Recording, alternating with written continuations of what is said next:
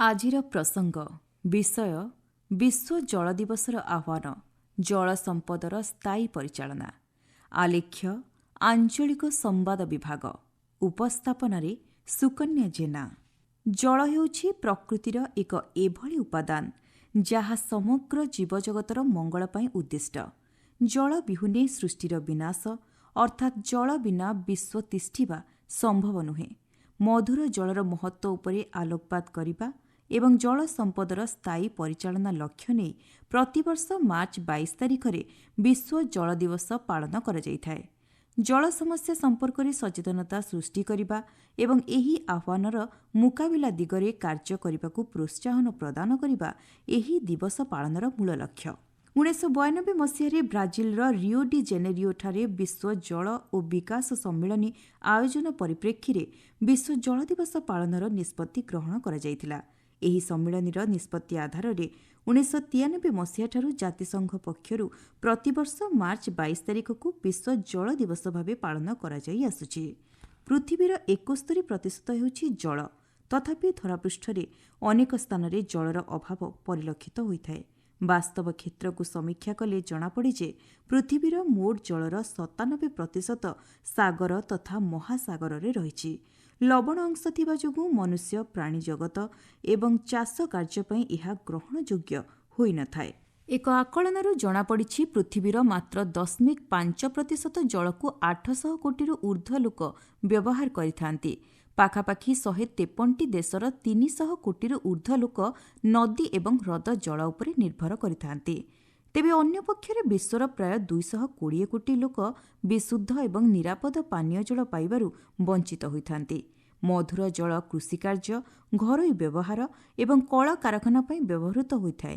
ଜଳ ସଂରକ୍ଷଣକୁ ଗୁରୁତ୍ୱ ପ୍ରଦାନ କରିବା ଲକ୍ଷ୍ୟ ନେଇ ଚଳିତ ବର୍ଷ ଏହି ଦିବସର ବାର୍ତ୍ତା ରହିଛି ଗ୍ଲେସିୟର ସଂରକ୍ଷଣ। ମଧୁର ଜଳ ଯୋଗାଣ ବଜାୟ ରଖିବାରେ ଗ୍ଲେସିୟରର ଭୂମିକା ବେଶ୍ ଗୁରୁତ୍ୱପୂର୍ଣ୍ଣ।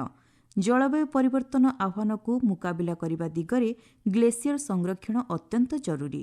ଏହି ଦିବସ ପାଳନ ଅବସରରେ ଜଳ ଉତ୍ସଗୁଡ଼ିକର ସଂରକ୍ଷଣ ଏବଂ ଭୂତଳ ଜଳସ୍ତର ବୃଦ୍ଧି ନେଇ ବହୁବିଧ ପଦକ୍ଷେପ ଗ୍ରହଣ କରାଯାଇଛି। ପ୍ରଧାନମନ୍ତ୍ରୀ ନରେନ୍ଦ୍ର ମୋଦି ଏହି ଦିବସ ପାଳନ ଅବସରରେ ବାର୍ତ୍ତା ଦେଇ ଜଳ ସଂରକ୍ଷଣ ଏବଂ ନିରନ୍ତର ବିକାଶକୁ ପ୍ରୋତ୍ସାହନ ପ୍ରଦାନ କରିବା ଲକ୍ଷ୍ୟରେ ସରକାରଙ୍କ ପ୍ରତିବଦ୍ଧତା ଉପରେ ଆଲୋକପାତ କରିଛନ୍ତି। ଏହି ଅବସରରେ ଆଜି ଦେଶବ୍ୟାପୀ ଜଳ ଶକ୍ତି ଅଭିଯାନ କ୍ୟାଚ୍ ଦି ରେନ୍ 2025 ଅଭିଯାନର ଶୁଭାରମ୍ଭ ହୋଇଛି। ହରିୟାଣାର ପଞ୍ଚକୁଲାଠାରେ କେନ୍ଦ୍ର ଜଳଶକ୍ତି ମନ୍ତ୍ରୀ CR ପାଟିଲ ଏହି ଅଭିଯାନର ଶୁଭାରମ୍ଭ କରିଛନ୍ତି।